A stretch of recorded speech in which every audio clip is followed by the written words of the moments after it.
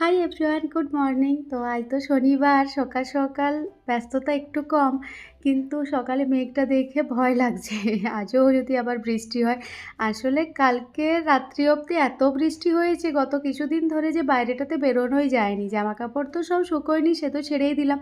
আরও অনেক কিছু জিনিস যেগুলো রোদে দিলে একটু ভালো হতো, সেগুলো সব রয়েছে। তো আজ যেহেতু শনিবার, হালকা দিনটা, মানে হাজব্যান্ড অফিস থেকে আসতে আসতে ওই দুপুর 2টো, তো একটু লাঞ্চ লেট করে বানালেও হয়। আজ সকালবেলা তো তাড়াহুড়োটা খুব থাকে না, গুড্ডু যেহেতু স্কুল যায় না, তো সেই কারণে অনেক কাজ এই একদিনই সময় পাই। রবিবার দিনটাতে পাই না, কারণ রবিবার দিনটাতে আবার পুরো সপ্তাহের সব কাজ বাগিয়ে গুছিয়ে রাখতে হয়। জামা কাপড় সব রেডি করা, তার সাথে সবজি বাজার করা, সেগুলো ধুয়ে বাগিয়ে রাখা, পুরো সপ্তাহের যত যাবতীয় কাজ ওই রবিবার দিনটা। সেই কারণে রবিবার দিনে ব্যস্ততা অনেক বেশি।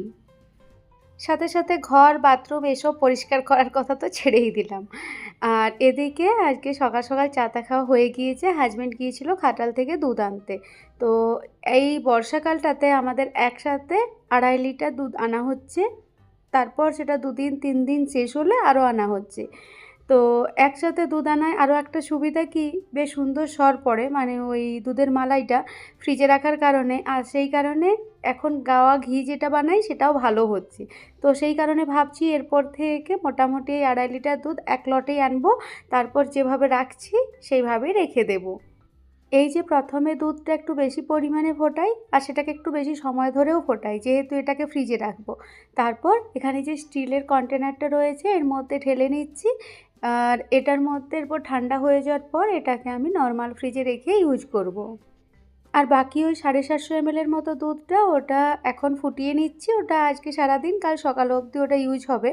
গুড্ডু ভীষণ দুধ খেতে পছন্দ করে, ওই জন্য বাইরে থেকে আর প্যাকেট দুধ ওর জন্য কখনোই আনি না। সব দিন চেষ্টা করি খাটাল থেকে বা কারো কাছ থেকে নেওয়ার। তো প্রথমে গোয়ালের কাছ থেকে নিতাম, কিন্তু সেই দুধটা আমার ঠিক পছন্দ হতো না, একটু স্মেল আসতো, আর প্রচণ্ড ঠান্ডা দুধটা যখন দিত।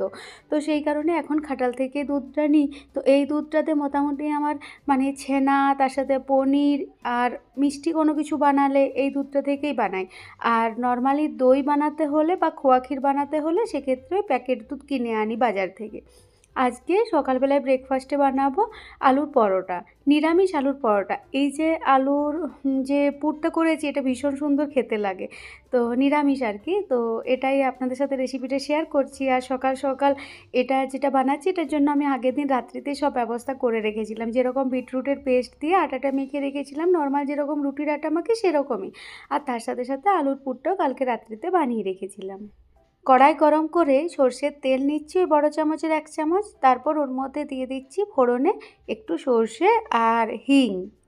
তারপর এখানে আদা কাঁচা লঙ্কা বাটা দেবো। আজকে না কারি পাতাটা তুলে রাখা হয়নি, এটা যেহেতু রাত্রিতে বানিয়ে রাখি, তো ভুলে গিয়েছি কারি পাতা তুলতে, নইলে একটু কারি পাতাও দিই আমি। এরপর ভালোভাবে একটু ভাজা ভাজা করে নিয়ে এর মধ্যে দিয়ে দেবো হলুদ। এছাড়া শুকনো কড়াইতে একটু বাদাম ভেজে সেটাকে গুঁড়ো করে এখানে অ্যাড করলেও কিন্তু এই আলুর পুরটাতে বেশ ভালো লাগে। অনেক সময় বানাই, তবে আজকে আর বানানো হয়নি তাড়াহুড়োর মধ্যে। রাত্রিতে এই সব প্রিপারেশনগুলো করে রাখছি, কারণ সকালবেলাতে তো অত টাইম হবে না। প্রেসার কুকারে আলুটাও সেদ্ধ করেছি, 2টো সিটি দিয়ে আমি আলুটা সেদ্ধ করে নিয়েছি। তারপর সেটাকে গ্রেট করে রেখেছি। এরপর এখানে সেটা অ্যাড করে নেব। আমি সবসময় আলুটাকে সেদ্ধ করে গ্রেট করে নিই। এতে কি হয়, মানে চাঙ্কস থাকে না, আর পরোটাতে যদি একটু মোটা শক্ত আলু রয়ে যায় তখন আলুর পরোটাটা ফেটে যায়। সেই কারণে হাতে চটকে দিই না, সবসময় এইভাবেই বানাই, মানে গ্রেট করে এখানে অ্যাড করি। আর এখানে একটা ভাজা মশলা করেছিলাম, যেখানে শুকনো লঙ্কা, গোটা ধনে আর গোটা জিরে ভালোভাবে ভেজে শুকনো কড়াইতে, তারপর সেটাকে গুঁড়ো করে নিয়েছি।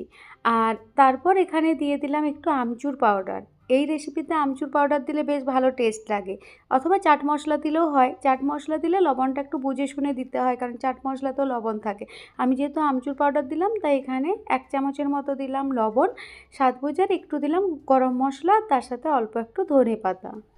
আটা মাখাও হয়ে গিয়েছে, বিটরুট পেস্ট দিয়ে মেখে রেখেছি, আর তার সাথে আলুর পুরটা তৈরি হয়ে গেল। এটাকে এরপর ঠান্ডা করে নর্মাল ফ্রিজে রেখে দেবো। সকালবেলাতে যদি আলু সেদ্ধ করে পুর বানিয়ে তারপর সেটা ঠান্ডা করে আটা মেখে পরোটা বানাতে যাই, ততক্ষণে মানে সকাল ৮টা পেরিয়ে আমার ১০টা হয়ে যাবে। তো এত কাজ একসাথে করতে পারি না, সকালে অনেক কাজ থাকে এছাড়াও। তো সেই কারণে আমি রাত্রিবেলাতেই সব প্রিপারেশন করে রাখি, সকালবেলাতে শুধু সব কিছু বের করে রেখে দিই। তারপর ফ্রেশ-ট্রেশ হয়ে চা টা খেয়ে সব কাজ অল্প-স্বল্প যা থাকে সেগুলো বাগিয়ে গুছিয়ে তারপর এখানে ঝটপট বানিয়ে ফেলি। আমরা ৩ জনই মানে পুর ভরা যেকোনো মানে আলুর হোক, ফুলকপির হোক বা পনিরের হোক সব কিছুই মোটামুটি বেশ পছন্দ করি। আর এখানে একটু বেশি করেই পুরটা দিচ্ছি, তাতে খেতে বেশি সুন্দর লাগে। আর পরোটা যাতে না ফাটে তার জন্য আমি সবসময় কী করি, প্রথমে হাতের সাহায্যে এটাকে প্রেস করে করে ভালোভাবে লেচিটাকে বড় করে নিই আর তারপর বেলন দিই। নইলে প্রথমেই যদি লেচির ওপরে বেলন দিয়ে দিতাম, ঠিকঠাকভাবে আলুটা ভেতরে স্প্রেড না করতাম, তাহলে তখন কিন্তু এই বেলন লাগালেই ফেটে যেত। সেই কারণে এরপর খুব বেশি প্রেস করব না, একটা সাইড থেকে প্রেস করে উপর দিকে তুলবো আর মানে অপর সাইড থেকে প্রেস করে নিচ দিকে টানবো, তাহলে পরোটাগুলো খুব সুন্দর মানে ফোলে, ফেটে যায় না আর তার সাথে ভেতরে পুরটা পুরো পরোটাতে হয়। এরপর মিডিয়াম হাই আঁচে ভালোভাবে পরোটাগুলো ভেজে নিচ্ছি। বিটরুট আমাদের শরীরের জন্য বেশ ভালো, সেই কারণে গুড্ডুকে তো এইভাবে দিলে খায় না, ওই জন্য পরোটা বা ধোসা, ইডলি এইসবের ভেতরে এই বিটরুটটাকে পেস্ট করে ওটাকে অ্যাড করে দিই। তাহলে শরীরের জন্য ভালো, দেখতেও ভালো লাগে, খেতেও বেশ টেস্টি হয়। আর নরমালি নইলে কেউই মানে বিটরুটটা কাঁচা খুব একটা পছন্দ করে না। তো সেই কারণে এই ব্যবস্থা। আর আমার হাসব্যান্ড যেহেতু এই শনিবার দিনটাই দুপুর ২টোতে আসে, তো খেতে বসতে বসতে ২:৩০ বেজে যায়। সেই কারণে আজকের দিনটাতে একটু বেশি ভারী খাবার দিলে ওর বেশ সুবিধাই হয়। তো ওকে রেডি করে পাঠিয়ে দেওয়ার পর আমি বেটুকে তুলি। তারপর ওকে ফ্রেশ-ট্রেশ করিয়ে ওর জন্য ব্রেকফাস্ট রেডি করে ও খেয়ে নেওয়ার পর ওকে একটু পড়তে বসাই।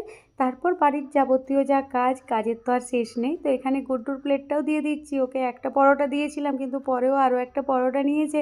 এর সাথে দিলাম ফ্রেশ টক দই যেটা বাড়িতেই বানানো আর তার সাথে দিলাম একটা মিষ্টি যেটা গণেশ পুজোর দিন বানিয়েছিলাম। এই ছানার মিষ্টিটা আমাদের সকলেরই ভীষণ পছন্দ। বাড়ির ট্র্যাডিশনাল মিষ্টি মাঝে মধ্যেই বানাই, এখানে যেহেতু দুধটা ভালো পাই। চলুন আজকের মতো আসি, ভালো থাকবেন।